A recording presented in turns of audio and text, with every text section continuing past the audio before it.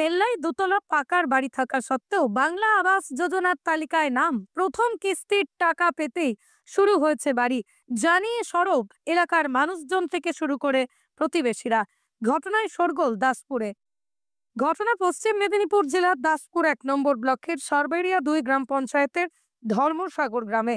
জানা গেছে, পঞ্চায়েতের ওই গ্রামের বাসিন্দা রবীন্দ্রনাথ দাসের নাম রয়েছে বাংলা আবাস যোজনার তালিকায়।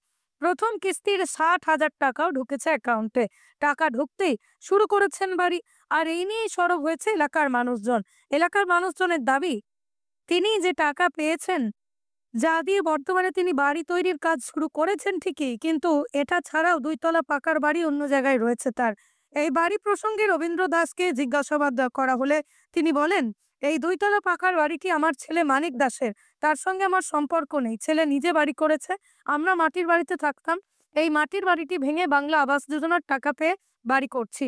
যদিও এই বিষয়ে রবীন্দ্র দাসের ভাই শম্ভু দাস বলেন, রবীন্দ্র দাসের সঙ্গে তার ছেলের কিছুই গন্ডগোল নেই। রবীন্দ্র পাকার বাড়িতে থাকে, আমার মাটির বাড়ি, আমিও বাড়ি পাইনি। এই বিষয়ে সরবেরিয়া 2 নম্বর গ্রাম পঞ্চায়েতের উপপ্রধান সোমা দলুই বলেন, অফিসাররা সার্ভে করেছেন, ওনাদের সার্ভে অনুযায়ী হয়েছে, আমি কিছু জানি না এই বলে এড়িয়ে যান তিনি। রাজ্যের মুখ্যমন্ত্রী বারবার স্বচ্ছতার কথা বলেন, বাংলা আবাস যোজনার বাড়ি সার্ভের ক্ষেত্রে এমন নাম বেশ কয়েকটি সামনে এসেছে।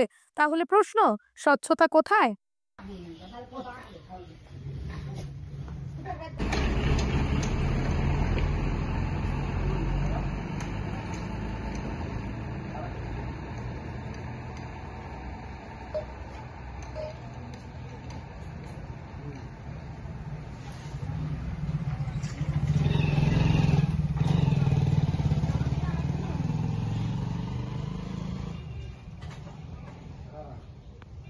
টাকা দেবে মাটির বাড়িটা? এবারে যে আবাস যোজনা সার্ভে যে টাকা পেয়েছেন? না, টাকা পাননি? ওই যে সেই ছেলেটাও পাইনি, আমিও পাইনি, আর পাশে যে মাটির ঘরটা আছে সেও পাইনি। মাটির বাড়িতে থাকেন। এই যে নতুন করে আবাস যোজনার না, বাড়ি হচ্ছে, এসেছিল টাকা তা কিছু দেয়নি। এই বাড়িটা কার হচ্ছে? এই যে আগে যেটা হচ্ছে আপনাদের আগে? ওই যে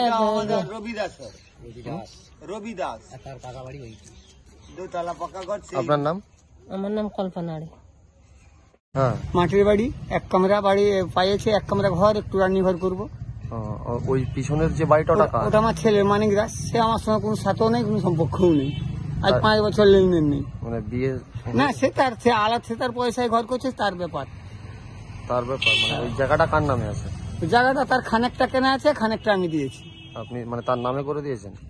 কেনা জায়গা তার এখন রেস্টেলি হয়নি, 84-85 জায়গা সে কিনেছে খানে। বিবাহিত তো আপনার ছেলে? না না, কি নাম তার? মানিক দাস। আপনি কোথায় থাকতেন? হ্যাঁ, আপনি থাকতেন কোথায়? এখানেই, এই ঘরটাই থাকতাম।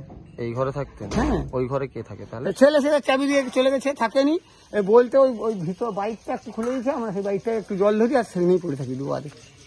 কিন্তু পাড়ার লোক অভিযোগ করছে যে আপনি ওই বাড়িতে থাকেন, আবার তারপরে টাকা না না না না, হ্যাঁ, না এরকম কোনো বিষয় না।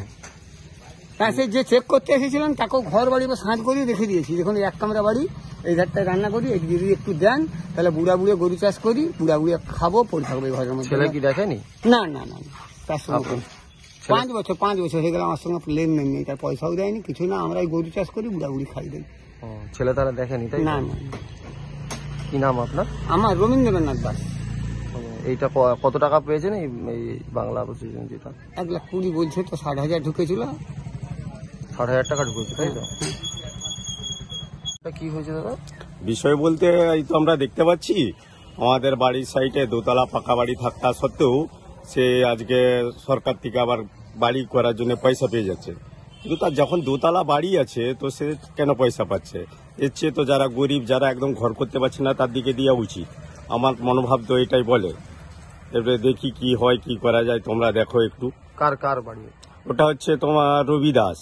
রবি দাসের কতলা পাকা বাড়ি আছে? 2 তলা পাকা বাড়ি আছে। একাই থাকে পাকা বাড়িতে? হ্যাঁ, একাই আছে। একটা বেটা, সে বাইরে থাকে, সোনার কাজ করে। সোনার কাজ করে? হ্যাঁ। আর উনি কি করেন? উনি চাষবাস করেন। আর্থিক অবস্থা ভালো? মোটামুটি ভালো, চলে যাবে। পাকার বাড়ি আছে তো? পাকার বাড়ি আছে, 2 তলা আবার। টাকা ঢুকেছে জানেন? হ্যাঁ, শুনেছি টাকা ঢুকছে, ঘর করতেও লাগছে, দেখলাম তো এরকম। আবার বাড়ি করছে একটা? হ্যাঁ, ওই সরকার থেকে পয়সা ঢুকছে, সেই জন্য আবার বাড়ি করতে লাগছে, আমরা তো দেখতে পাচ্ছি এটা। এটার জন্যই কিছু একটা করতে তো হবেই। আপনার নাম? আমার নাম মাধব দাস, বাড়ি ধর্মসাগর ডিএপি কন্যা। আমি কিছু জানি না, সরকার থেকে সার্ভে করতে আসছে, অফিসাররা আসছেন, ওনারাই দেখছেন, ওনারাই করছেন, কিন্তু অফিসারদের সার্ভে অনুযায়ী ওনারাই তো সার্ভে করেছেন। না আপনারা কেউ ছিলেন? না, আমরা থাকি না, কার অ্যাকাউন্টে ঢুকছে, কি বৃত্তান্ত, কার নামে আসছে আমরা তো জানি না। আপনারা জানেন না, তাই তো? জানি না। আপনাদেরকে কি সার্ভের সময় নিয়ে গেল মানে? না না না, আমাদেরকে সার্ভের সময় নিয়েও যায় না, অফিসাররাই সার্ভে করছে।